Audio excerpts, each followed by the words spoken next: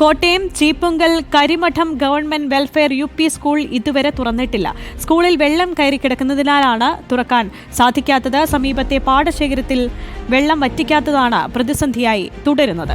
പരാതി നൽകിയിട്ടും യാതൊരു നടപടിയും ഉണ്ടാകുന്നില്ലെന്നാണ് രക്ഷിതാക്കളുടെ പരാതി. സ്കൂൾ തുറന്നിട്ട് ഇപ്പോൾ 2 ആഴ്ചയിലധികമായില്ല. പക്ഷെ നിങ്ങൾക്ക് സ്കൂളിൽ പോകാൻ പറ്റിയിട്ടില്ലല്ലോ. വെള്ളമാണ്.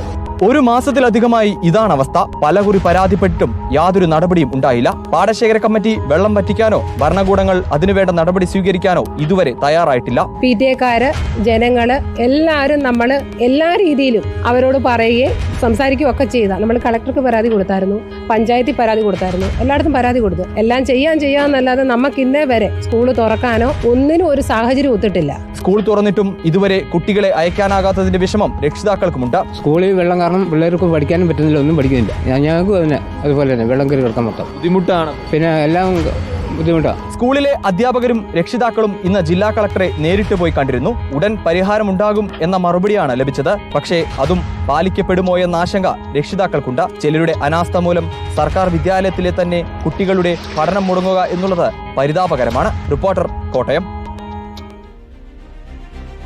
കൊല്ലം പുനലൂരിൽ കാൽനടയാത്രക്കാരന്റെ കാലിലൂടെ KSRTC ബസ് കയറിയിറങ്ങി. പുനലൂർ കാഞ്ഞിരമല സ്വദേശി മുരുകേശന്റെ ഇടതുകാലിന് ഗുരുതരമായി പരിക്കേറ്റു. പുനലൂർ KSRTC ഡിപ്പോയ്ക്ക് സമീപം ഇന്ന് രാവിലെ 9 മണിയോടെയാണ് അപകടമുണ്ടായത്.